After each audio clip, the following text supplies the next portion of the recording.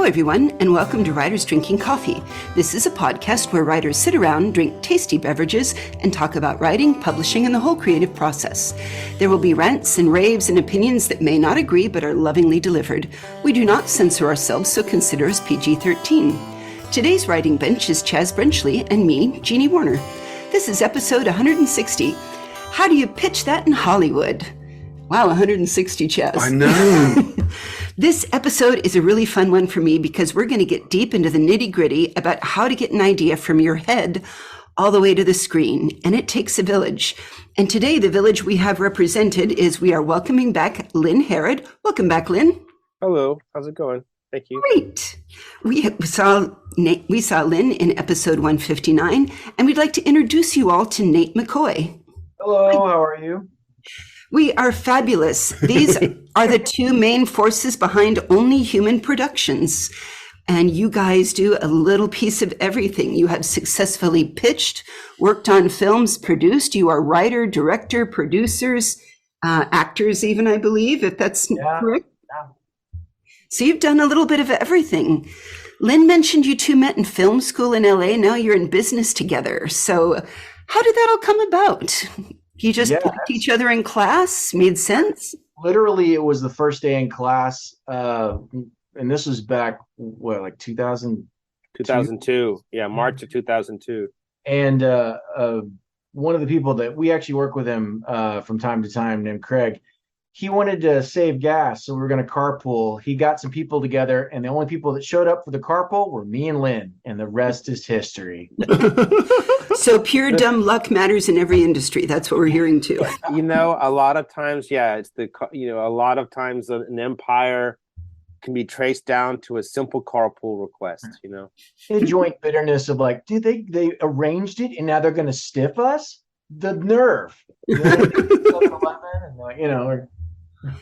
Well, yeah, we often say in every romance or future relationship, there's chemistry and timing, and people underestimate timing. Like maybe you were both ready, you both were in the right mood, you had the right conversations on the way. With it, and that's the thing. Lynn and I we have a hard time stopping a conversation. Usually, it'll start like even if we have production notes or things we have to like. Oh, can I chat with you real quick? And real quick is never quick. Usually about like an hour later, he'll be like, you know what? I got to go. I got to get this. Yeah, I'm sorry.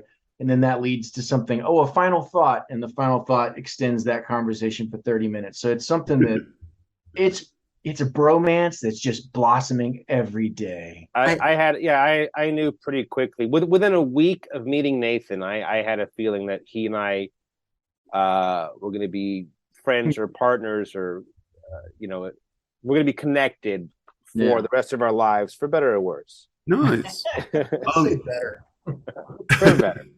Better. Yeah, for better and better. Come on. Yes.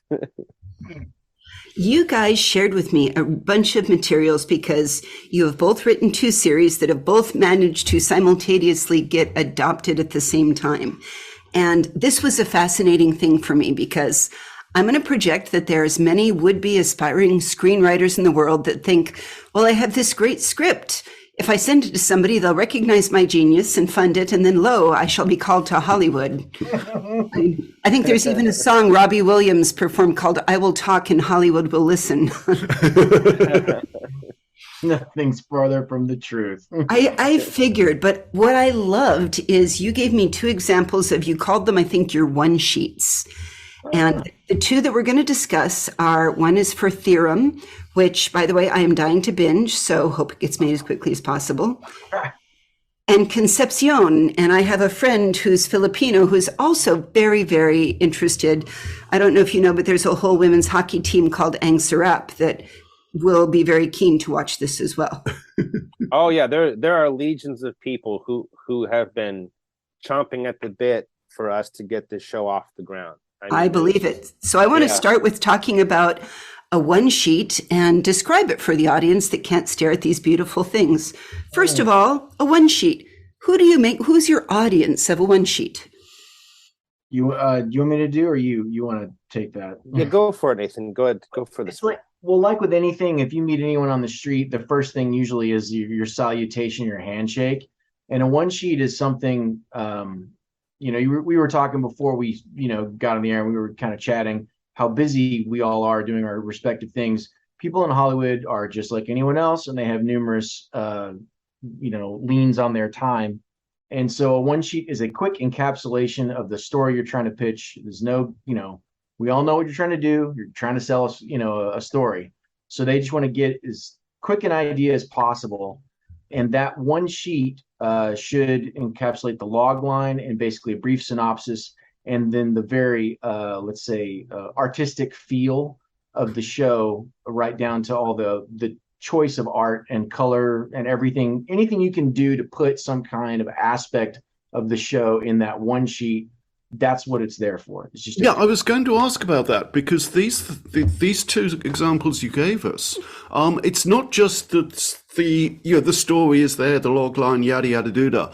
They're beautiful. You've got imagery and clearly careful design has gone into this. Is that how important is that? It is very important. I mean, some people will, they can piece together some stuff, but if you want to really, the idea of design and, composition of what you're trying to do, you can very easily draw someone's eye and attention around a page, and also give them some subtle hints as to overarching story and the genre and style of what you're trying to pitch. And I think it's very important. I think, for example, so that our readers can understand, listeners can understand what we're talking about. Would it be okay to post these images online? Yeah, I guess. I maybe blur out our phone numbers. Absolutely, of course. I'll make a comparison with like novels. Especially like self-published writers. One of the big pieces of advice is make sure your cover is damn good, and make sure that if you can't do it, it's strongly recommended you hire a professional. The one sheet is similar, even though the only people who are going to see the one sheet are people that you're pitching to. You're not releasing it or selling it to the public.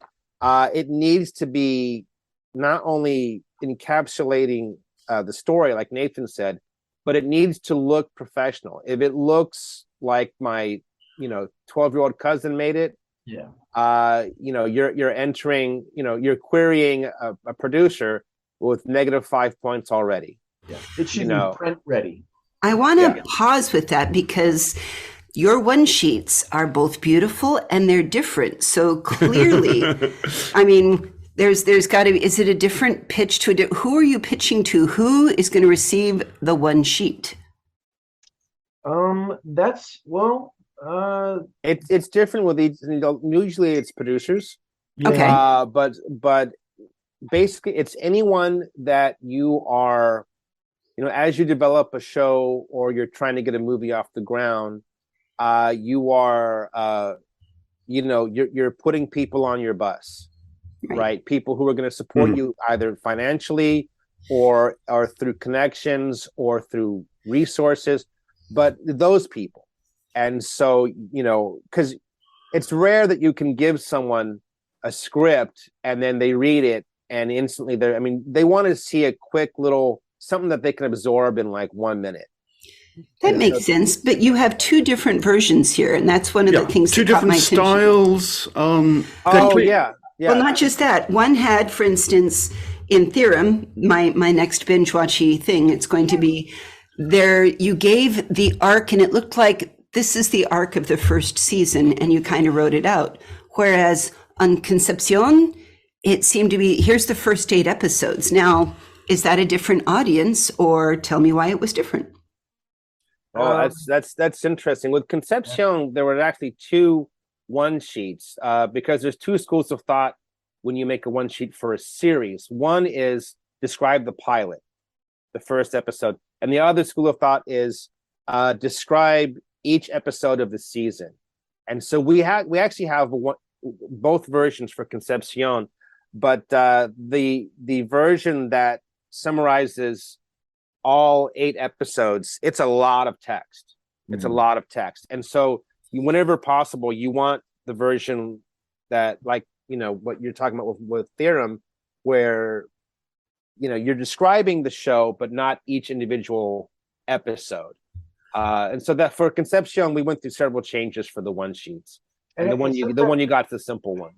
I'd say sometimes too, like especially with Theorem, projects don't necessarily like I'm going to make a TV show today. Like you basically, you like anything, you have an idea and it starts to morph. And at one time, Theorem was thought of in my mind as a film.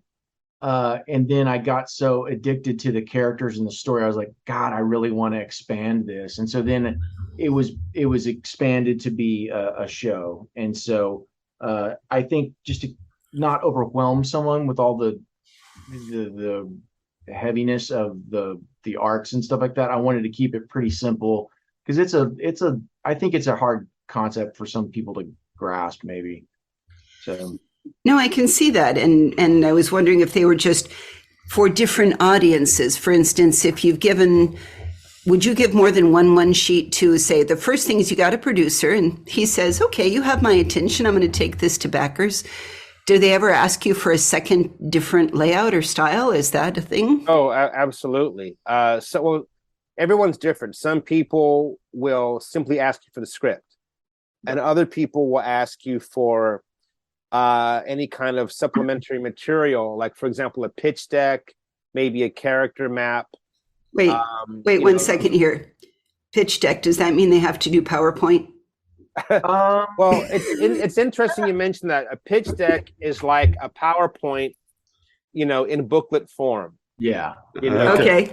Jeannie doesn't like PowerPoint. I have to do PowerPoints constantly for my job. So I was briefly had a moment of the sad, and I'm like, you mean if I got into a creative field like this for a living, I'd still have to do PowerPoint? Yeah, you do. Yeah, you do. You can use whatever, like you could use, Illustrator or InDesign or, Photoshop or whatever to do it. But it is, like you said, you're taking them through not just the story at that point. The pitch deck expands the idea of the pitch as this is a whole project. So the story comes in, then you've got also the introduction of possible actors you'd like, possible assets or people that you already have in your team, like Lynn said, that are on the bus that are backing the project. Demographics, locations, all the different aspects of like the mood, what you're going to shoot it on, the format that you really think it'll sing in, like all of that's in the pitch deck. One sheet's very, very simple, simplistic version. Yeah. Well, I like it. My thought was saying, okay, you have different graphics, you have a look and feel. I like that both of them seem to be getting the idea of all the senses. I mean, not quite and listen to this track, this song while you do it, but I could see maybe, there was a. Well, I mean, I guess to better answer the question about why they're different or who they're for, when you approach someone, ideally you research them first, and then you adjust your materials or your pitch to them. So, based on their body of work and maybe based on speaking to them before, you might understand that they want a more detailed one sheet, or as opposed to a more visual one sheet. Everyone's different. Every room you go into is a different room. So you make changes. And I suppose you get that's when you were talking about, you give this to producers. I mean, people have talked about cronyism in the industry. And is that just a point of view of somebody who isn't in the industry, but wants to be, rather than the rest of us say, well, this is my network, right? I mean, that's a real deal. I mean, like, if you think of it like I said before, time is a factor for everybody, but let's think of like money as an extension of time. There's only a finite amount of money that everyone has in their budget every year to like make projects. And so these people are risking quite a bit, and when you're on the bottom end of that and you're doing the pitching, it's like, why can't they just see my genius? And, on the other side of that table, that person's saying, am I really going to risk $20 million for this TV show? Like, I don't know this guy, but I do know Fred, and Fred's done right by me in the past. I have a sudden odd little question on funding that may only be a bit of a red herring, but do they have different fiscal years, or is there a time of year does one pitch in the spring? No, No, truly, it's no, a serious question. It's no, More. especially now with all of the different sources of content with streaming and so forth. Back in the day when theatrical release was the main window, followed by DVD, it was different then. But now there's so many windows. The orchard is producing fruit all year round. Yeah. There is no one time of the year where this is the pitching time and this is the it can happen anytime. Pilot season, and Pilot season, yeah. there's really Right. no. I mean, there still is a somewhat pilot season because what you're doing is you're getting things ready and squared up for your ad buys. So basically, the companies are trying to get ad dollars from whoever's going to back their show, right? Streaming on Peacock, sponsored by Coca-Cola or whatever. So those ad buys usually happen at certain times, but that's also slowly, like, it's just going away. Streamers have all year round. Broadcast TV has windows, like, in the past they have their fall season, their summer season, but the streamers, they can release a new series literally any day of the year. So. Yeah, when I was a baby writer, and I was a little anxious because my publishers had moved my first or second book to January, and I had heard that January was the worst month in the year to be published. I mentioned this to my editor, and she said, Chaz, come here.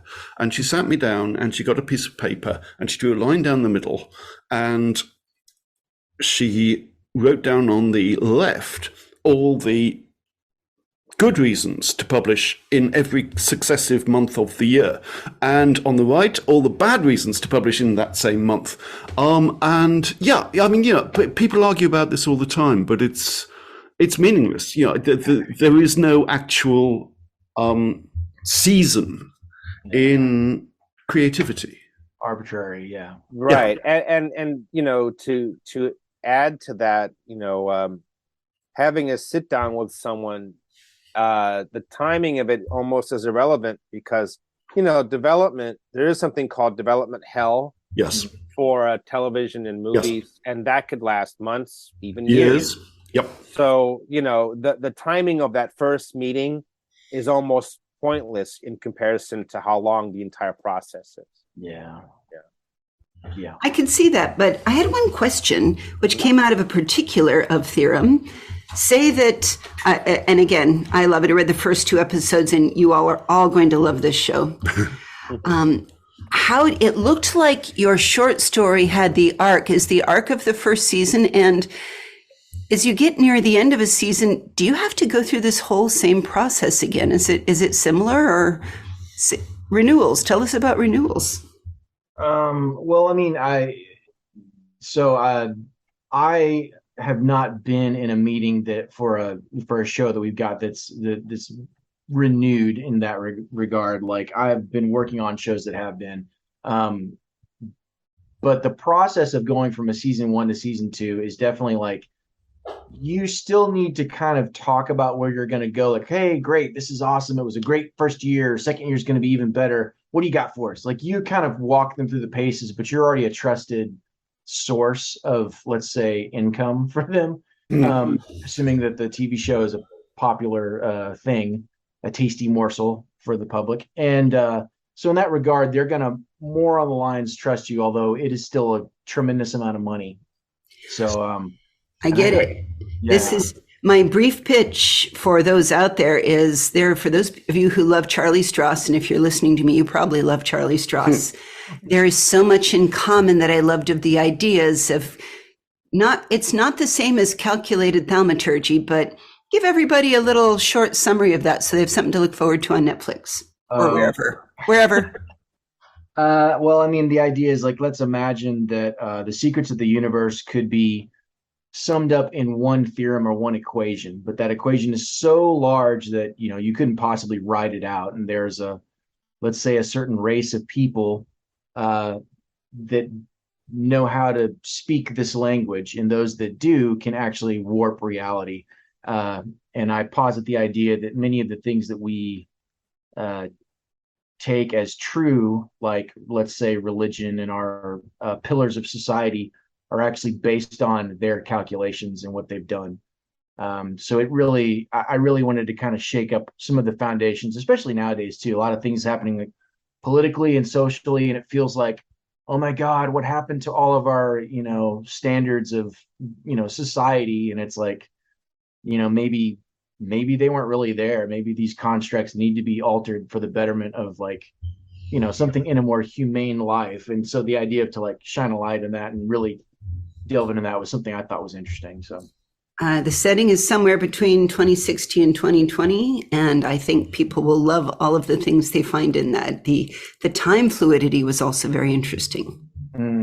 yeah, and that's tough to do. I mean, just logistically, you're going to have to do a lot of visual effects on screen, but I think it's an important part of like this, especially you need to be able to look back at human existence and human moments in time, but then the only way to do that is actually have some kind of time travel that you can see in the present and experience it as a viewer.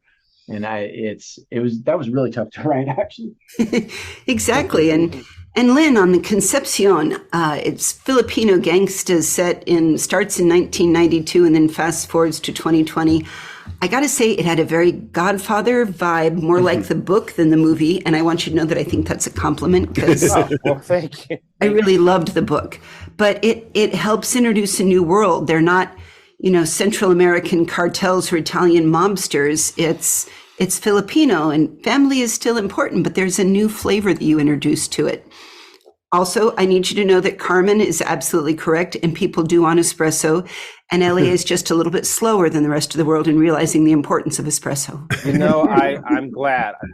Finally someone sees her logic. She's so correct, and I love Emily going into politics too. So tell everybody a little bit about Concepcion.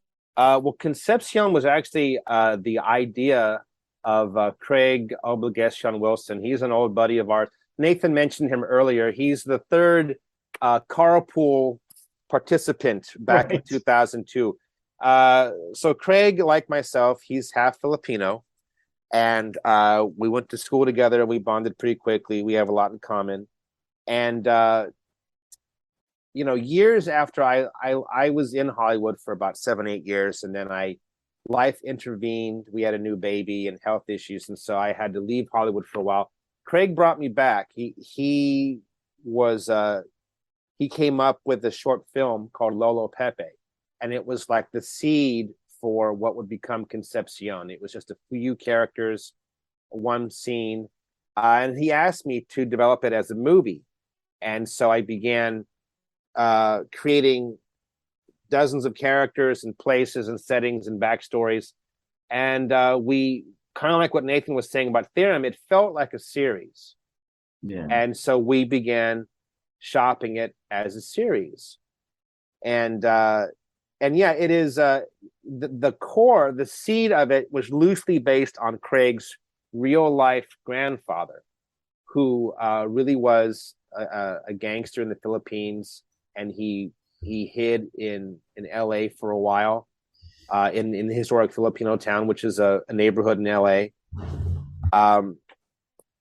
and yeah, it just bloomed from there. And kind of like Theorem, it jumps around the timeline quite a bit. In fact, the show is split between 1992, when our characters are young, on the eve of the Rodney King riots, and 2020, when the characters are much older and their lives have drastically changed, and it's during the beginning of COVID and the anti-Asian hate and the George Floyd protests.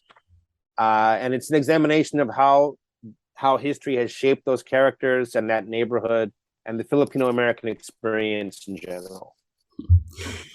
I think it's going to be interesting. And like I said, because this is a new type of royalty of such, I think there's a hunger for that, because people like to see themselves on TV and in screens. And this is especially in California, there is a very large Filipino organization there.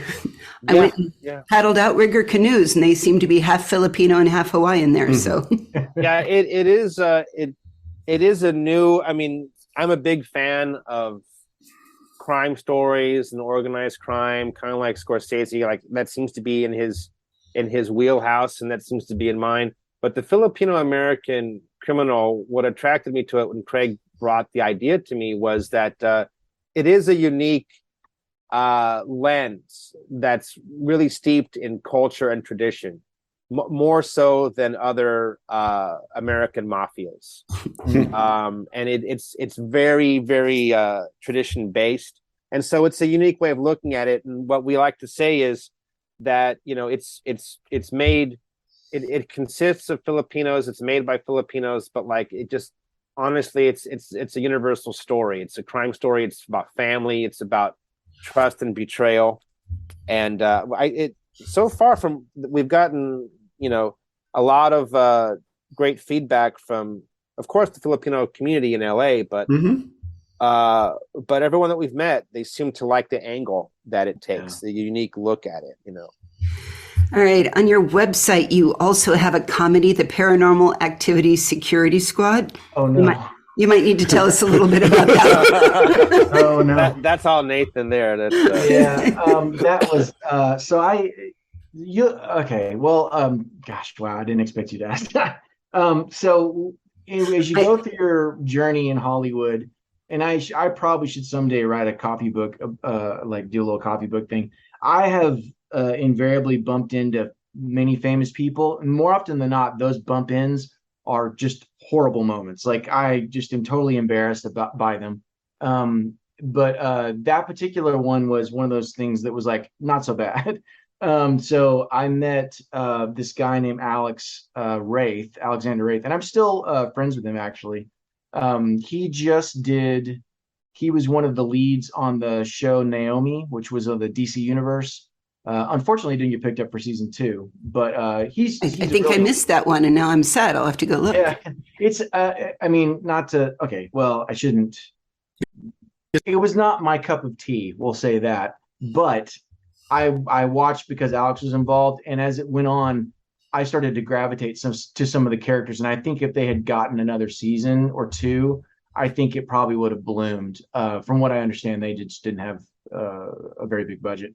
But Ava DuVernay, was working with what she had. Anyways, at the time, Alex was dating Jean-Claude Van Damme's daughter. And I wondered about that name. I saw Van Damme in there, and I was wondering. And the other person that was involved in that was Sean Stone, which is Oliver Stone's son. And so they wanted to do this kind of campy, ridiculous comedy.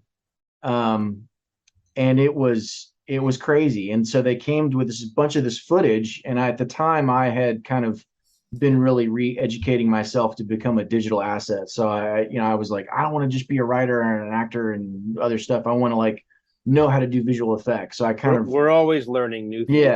I really delved deep into that, and I just happened to bump into them, and they needed some help. And that's how our relationship started. And I did with another gentleman, we did all the visual effects for that movie, and I started to do them really well. And he's like, no, make them bad. And I'm like, what? He goes, that's part of the comedy. I want it to look bad. I'm like, really? Okay. So it is a ridiculous, just farcical, crazy ride. And I do mean mind-bendingly crazy. That's again, Paranormal Activity Security Squad. I'll be putting a link because now I am dying of curiosity here. Oh my goodness. It's crazy. I mean, I think there was some French, I think he was a French teacher or at, I forget which college, but he thought of it as just like this amazingly carnal look at human nature, and in its whole, is like, this is just such a what's the word I'm looking for, Dali, so Salvador Dali-esque kind of like look at human surrealism, I think. Crazy jump down surrealistic hole, and I don't know if I'm proud of it or if I'm scared of it, but it exists. And it would have fit in great if it had been released in 1965. Yeah, in a downtown theater, just beautiful. It would have fit into that aesthetic. It's just an experience movie. It's very you gotta go into it expecting, it could cause a couple of regurgitations. unless you're That's- a little buzzed. That's beautiful. Yeah, we're going to have a session. We're going to watch. Okay. And we will put links to all of these interesting things, including your gentleman's home website, if you don't mind, on our website, which is www.writersdrinkingcoffee.com. Nate and Lynn, thank you so much for joining us today. This has been fantastic. Thank you so much for having us, Chaz. Thanks, Jeannie. This Yeah, has been thanks for having us. how to pitch things is cool. And what you've taught us is that you can't be, I just learned that don't be that recluse. You don't get to be the reclusive writer in the garret. Yeah. It doesn't help. And it sounds like the secret of success is networking. Yes, actually. Working hard and being kind to people, and Yeah. that's what it comes down to. I can only imagine how important kindness is important in every industry. And given everything we hear about Hollywood, I bet it really stands out. Yeah. Yeah. Oh yeah. Oh yeah. I'll remember. It's a delight. It's a shock and delight to meet someone genuinely pleasant and kind to you in Hollywood. Oh, Yeah. I mean, and I'd say the people like in the upper echelons, like they're pretty much all class acts for the most part. Like I mean, like usually it's lower on the rung for some reason. People that want to be up a couple rungs higher, they start treating people badly. But people that are making it, like the A-listers, they are genuinely nice folk. You know? I believe it. Yeah, I have to say that in the publishing industry, almost everybody is lovely. Yeah. But it's a very different world. Yeah. Well, thank you both again. We really appreciate your time today. Thank you so Thank you. much, guys. Thank you. You've been listening to Writers Drinking Coffee, a labor of love and enthusiasm put together by the hosts. Our main web support magic is by Deirdre Schween, and our sound engineer and backup web spiders are David Welsh and John Schmidt. Our intro music is Pretty Maid Milking a Cow, and our exit music is Breakfast with a Morning Person, both by Michael Langberg. Our podcast sponsors are Jackal Designs, The Bean Scene, Arm Street, and this week's honorable mention to Katana Sushi, without whom I would be desolate. And hey, thanks for listening.